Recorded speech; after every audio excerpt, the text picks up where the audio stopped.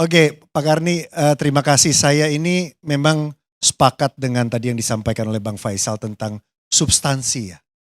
Saya di politik memang belum lama, tapi sebagai wartawan memang suka gregetan soal masalah substansi ini. Ya, makanya ketika diundang ke ILC, kita ini sebenarnya minta izin Pak Karni untuk bisa datang. Karena memang kita ini lagi sama rakyat Jakarta Timur, lagi ngurusin sekolah mereka. Karena ini masuk sekolah, terus bagaimana mereka kebutuhannya, beasiswanya dan lain sebagainya. Yang kedua Pak Karni, kami lagi mikirin kemarau. Ini ada El Nino, ya, lagi mikirin kemarau. Jadi ketika bicara tentang dansa-dansa politik dan lain sebagainya, mohon izin kita yang di akar rumput agak kurang tertarik. Ya ngurusin yang ini. Jadi sepakat tadi yang disampaikan, udah cocok itu. Apalagi kalau ngomong dengan rakyat, mengakar dengan rakyat. Sehari saya itu bisa ketemu 500-750 orang Pak Karni. Ya, diskusi, ngobrol, mendengarkan masalah mereka dan lain sebagainya. Buat saya itu sesuatu hal yang luar biasa. Karena waktu jadi wartawan gak banyak ketemu rakyat Pak Karni. Banyaknya ketemu elit.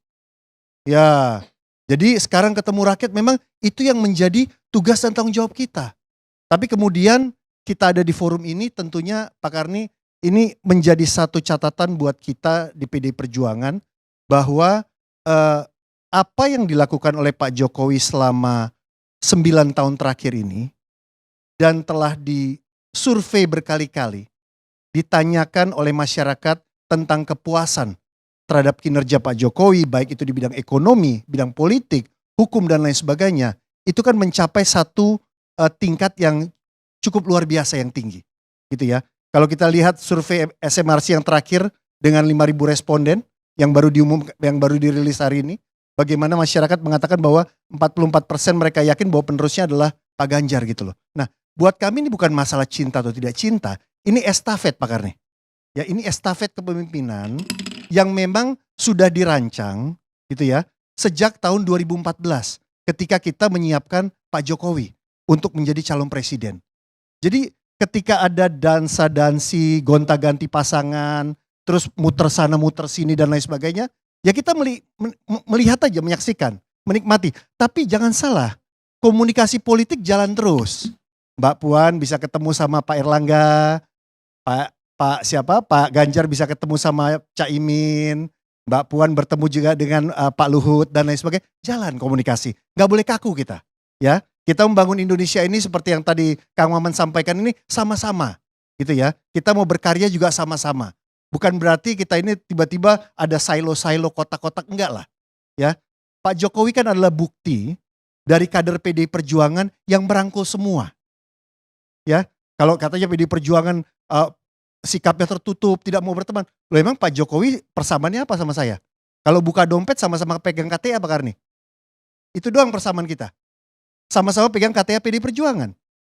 Beliau itu bisa terbuka seperti itu menjadi presiden dari semua partai. Terus bisa komunikasi bahkan bisa merangkul dengan Pak Prabowo. Mohon maaf Bang Riza, kita masih ingat bagaimana dulu kita berhadap-hadapan di tahun 2014. Ngeri-ngeri sedap gitu ya. Asik banget waktu itu pertarungannya. Dan bahkan banyak menciderai juga nilai-nilai bahkan moralitas kita lah, tradisi kita. Sampai Pak Karni juga harus cuti ya dari pemimpin redaksi kan. Itu kan karena saking ngerinya pertarungan di 2014. Tapi itu selesai Pak Karni semuanya.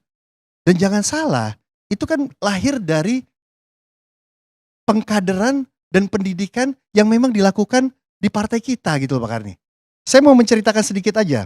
Kalau tadi bicara tentang cinta dan lain sebagainya, buat kami ini adalah estafet gitu ya. Saya baru tahu dan baru paham ketika masuk, ternyata memang seperti halnya di televisi, pendidikan itu dilakukan terus. Pendidikan, pelatihan, bimbingan teknis dan lain sebagainya. Nah kemudian Pak Karni, ketika pendidikan itu kita berbaur. Ya, makanya waktu itu saya bisa duduk sama Mas Gibran, saya bisa duduk dengan Pak Ganjar, saya bisa duduk dengan Pak Koster, saya duduk dengan Mas Menteri Wakil Menteri Dalam Negeri. Karena kita sama, kita bikin pelatihan sama-sama. Duduk sama-sama ngobrol dalam pelatihan di Lenteng Agung. Nah itu pun terjadi sama Pak Ganjar dan Pak Jokowi dari tahun 2002. Ketika Pak Jokowi jadi wali kota Solo, Pak Ganjar jadi anggota DPR Komisi 4. 10 tahun mereka bersama.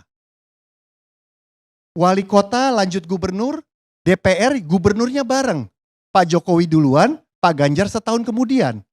Jadi bisa dibayangkan bagaimana kolaborasi, pembicaraan, diskusi yang mereka lakukan, baik itu di ruang-ruang kelas ataupun juga dalam pertemuan-pertemuan mereka sebagai anggota dewan dan kepala daerah dan sesama kepala daerah, bahkan merancangnya untuk memperbaiki Jawa Tengah dalam konteks infrastruktur. Waktu itu Pak Jokowi jadi presiden, Pak Ganjar di Jawa Tengah, itu dilakukan ketika mereka sama-sama jadi gubernur.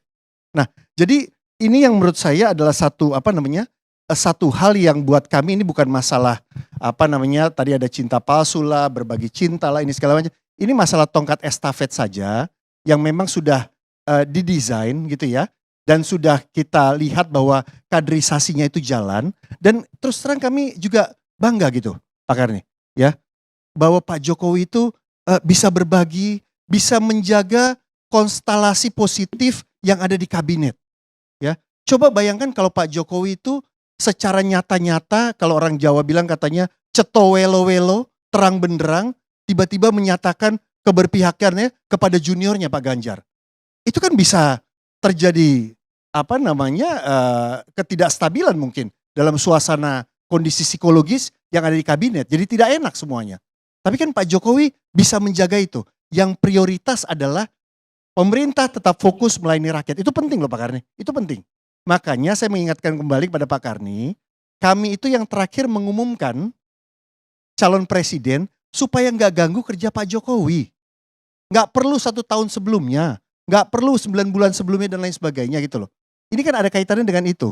Nah makanya Pak Karni ini betul-betul urusan politik ini tadi saya setuju banget. Ini bukan urusan dansa-dansila, cinta monyet atau cinta beneran, setengah cinta, pengkhianatan cinta dan sebagainya. Tapi bagaimana kita kerja untuk rakyat. Hari-hari ini Pak Karni, kepala daerah kita, terutama di Indonesia Tengah dan Indonesia Timur, itu lagi mikirin soal kemarau panjang. Ya, jadi nanti kalau ini tayang ya harus dikirimin Pak Karni. Sehingga kalau enggak mereka lagi fokus kerja nih. Bukan mikirin soal koalisi, kerjasama politik, dan enggak. Hari-hari ini enggak. Hari-hari ini kita mikirin kemarau Pak Karni. Bagaimana pengganti dari bahan pokok yang harus disiapkan oleh para kepala daerah. Karena yang harus kita kelola, yang harus kita komunikasikan banyak Pak Karni. Kabupaten kota ini banyak. Bukan cuma ngurusin siapa yang menjadi cawapres. Kan show must go on. Harus ada yang tetap ngurusin rakyat. Termasuk saya kesini meluangkan waktu 3 jam, berarti ada yang dikorbankan gitu kan ya. Waktu saya untuk berkomunikasi dengan masyarakat dan memperjuangkan mereka. Jadi gitu kira-kira Pak Karni yang mau saya sampaikan.